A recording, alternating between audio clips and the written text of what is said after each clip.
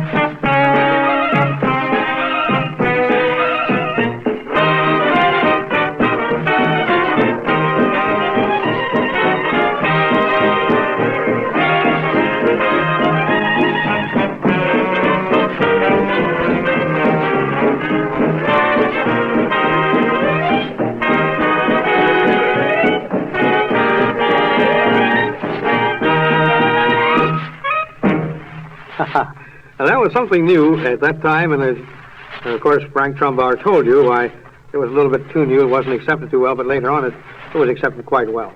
Now, there's another record in this particular group that Frank Trumbauer brought along for us to listen to, and incidentally, I'm sure that most of you realize by now that these are definite collector's items. They aren't available to the general acceptance right now, for you can't get them, I don't suppose, can you? Well, that's true. Several of these records that we have here today, I think I have possibly the only copy, and please don't write me. I can't supply you. I only have one copy. Okay. Now, what about this one particular song that was quite popular during this particular period in which it was recorded, Wrap Your Troubles in Dreams? Can you tell us a little of the background of that particular tune? Well, there isn't much to it. It's just a tune that has a melodic intent, and I always like that sort of thing, and I thought possibly you might want to hear just a short bit of it. Now, could you name some of the folks who were on the bandstand with you at the time? Well, let's see. I'll have to think. Manny Klein, was he with you on trumpet at that time? Manny Klein and Yuka, who is a famous trombone player on the West Coast at the moment, and but all of these boys will be in the background. They won't have any solo parts in this part of the record. But we did have a very fine band for that particular day. Of course, you have to remember that these were recorded a long time ago, and you don't compare them with the current. No, of course, the recording facilities weren't nearly so advanced, not as much as the music. Is that right? That's very true. And as these records progressed through the years, you'll notice that some of them the recording is better than others, and the system is better. And I believe that it's the intent that we want to listen to rather than the sound. In I most think cases. so. I think folks will enjoy this. A typical Frank Trumbauer band arrangement of Wrap Your Troubles in Dreams.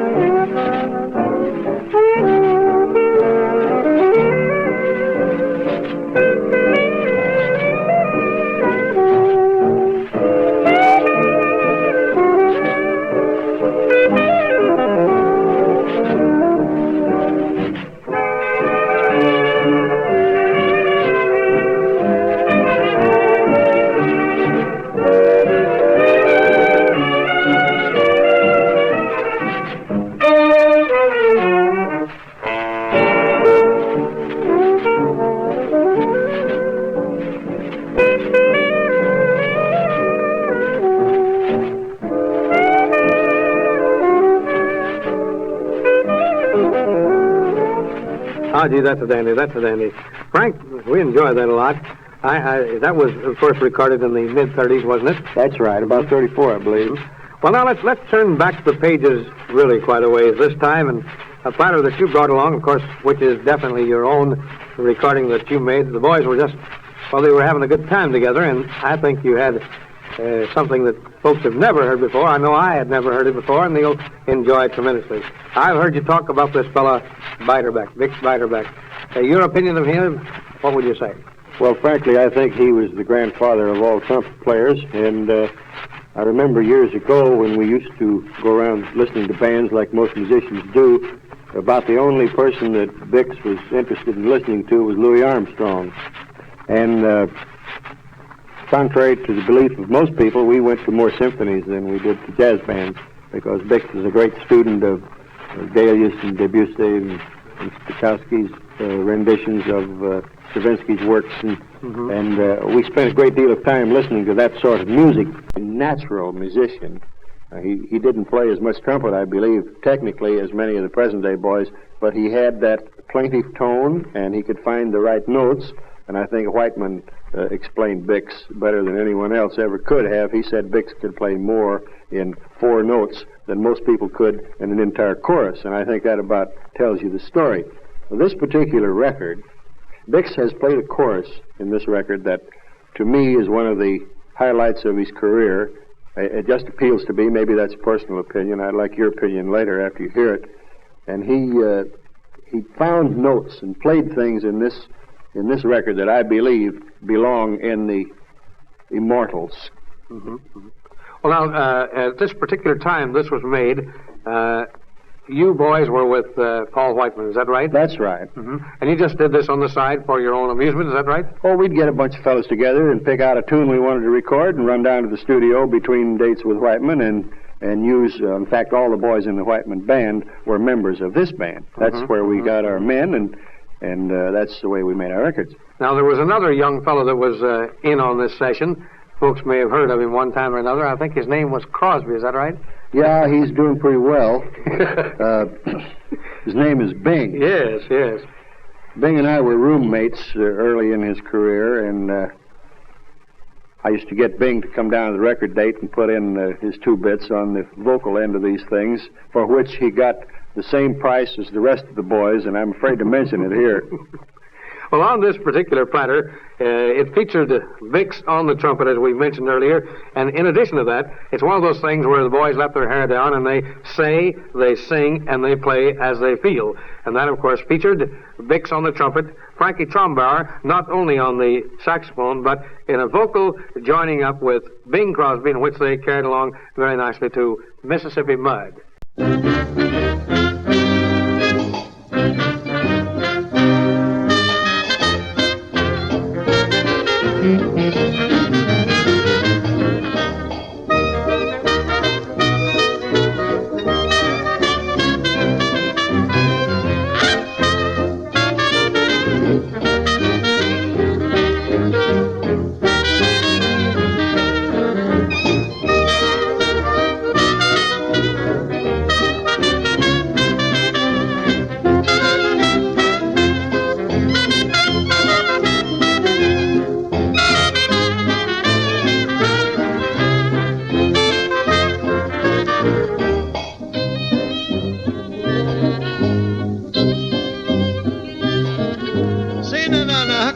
Singing in this here record. Mr. Tram, there's going to be singing presently of a sort. Well, you know, I ain't heard no singing yet. You just get a load of this on you.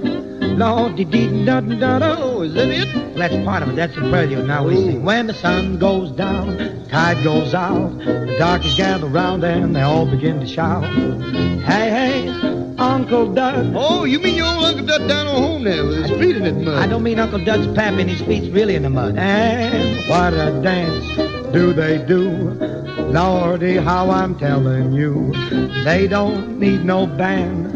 They keep time by clapping their hands, just as happy as a cow chewing on a cud when the darkies beat their feet on the Mississippi mud.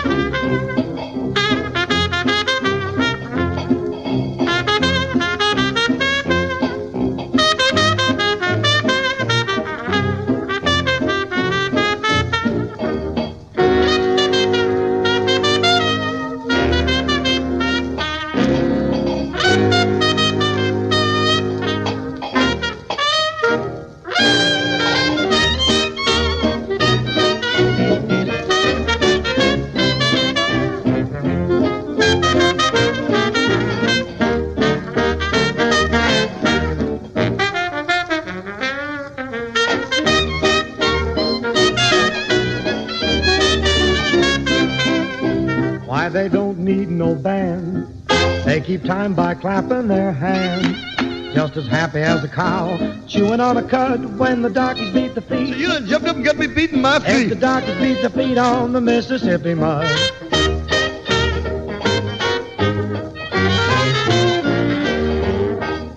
And I think we must point out again, that's a record that's 25 years old, a quarter of a century. And you know, of course, folks, that what the quality of recordings were in those days, and I think that's an exceptionally fine example to have endured the ages it has.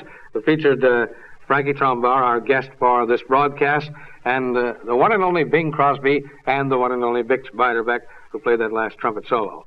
I thought it was terrific, Frank, and I know you must really hold that particular platter close to your heart. Well, I do, really, because I think it's one of the outstanding things that Bix ever did, and I was just in hopes that you'd like it. You bet. I don't know who wouldn't like that. I see Bill King over there smiling. He's a great Bix Beiderbecke fan. Well, we talked about something else a moment ago before getting on the air, that is, a while ago.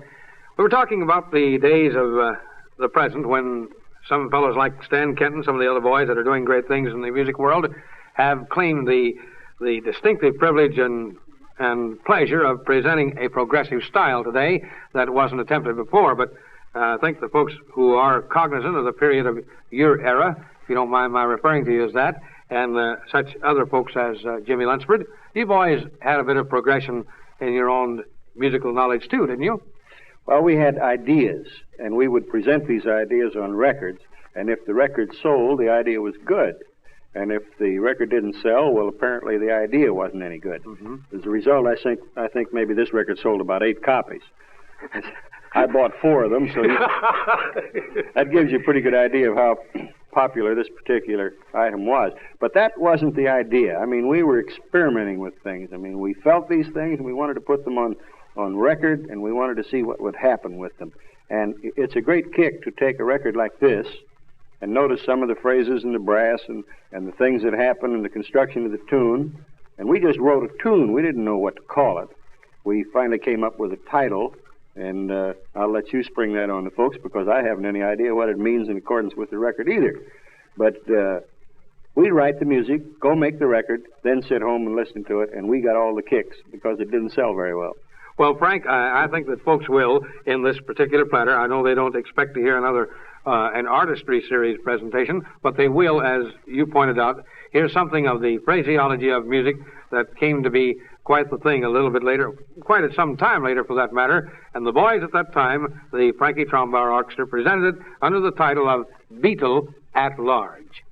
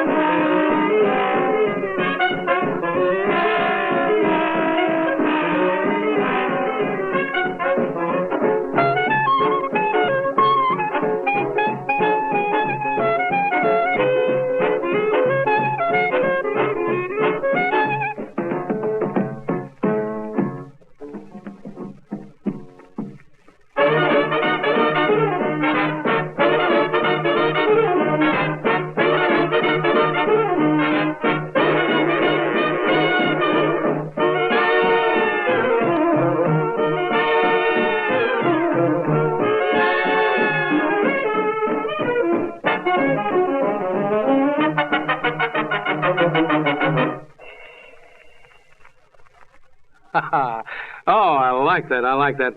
And as Frank mentioned while the tune was playing, that selection called, and as he said he didn't know why, but it was called Beetle at Large. The important thing is, here's a most modernistic presentation that has a lot of the current philosophy of music in it, and yet at the same time it was recorded 15 years ago. Is that right, Frank? That's right. That's 15 years old. Gee whiz, that's terrific. That's terrific. Well, Frank, I know how you feel about your records, but the one I got, I suppose, outside of the Crosby and Bix combination that you had, the one particular record in your selection of real classics in the music jazz world was this one. This because it featured what you called the 3 T's at the Hickory House. Can you explain or elaborate on what the Hickory House meant? Well, the Hickory House is on 52nd Street, Swing Street in New York when it was holding forth as the center of swing. And it's a wonderful place for all the musicians to meet. So the management came to us and wanted a small band in this place, and Mr. Whiteman agreed. So the three of us, the three T's, that's Jack Teagarden, Charlie Teagarden, and Trumbauer, called ourselves the three T's and added two more men and went to work one night in this place called the Hickory House. What were the other two instruments? Piano and what? Piano and drums. Piano and drums. And the three T's. Mm-hmm. Now, the three T's, and I might bring out something that you mentioned earlier. A man that, of course, Jack Teagarden and Frankie Trumbauer we know, and Charlie Teagarden's a very fine trumpet man, wouldn't you say?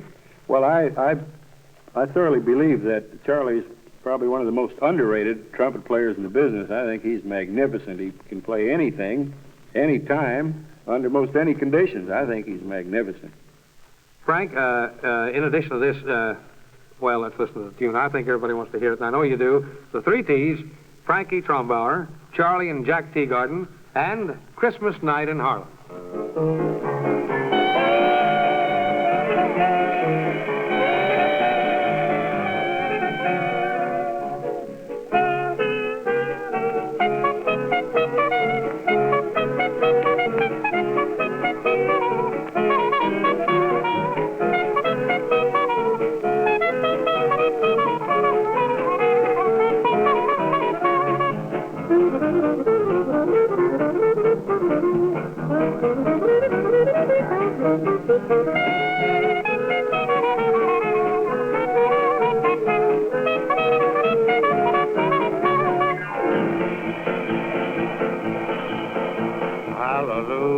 Hallelujah, hallelujah.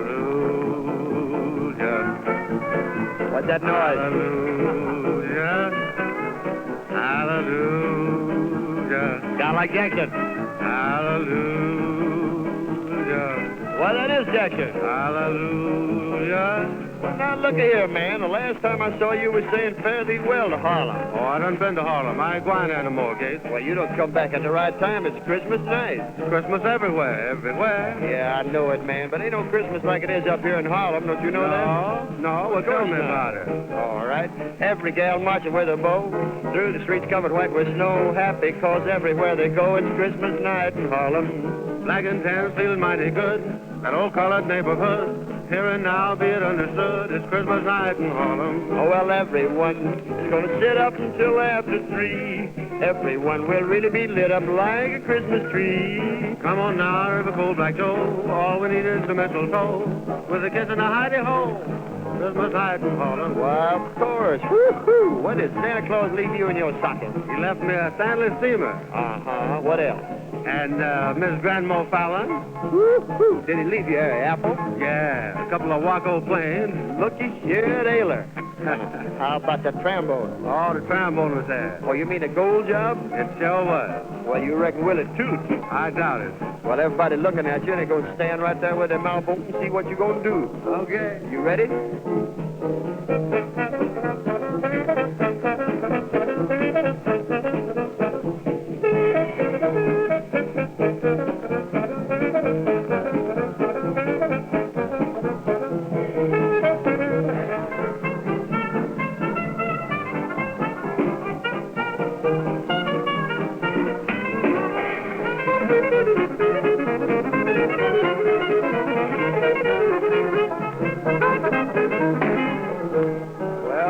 Say one thing, Jackson, that sounds like it look. It's mighty pretty. Can't get away, Gator. Can't get away. Take it.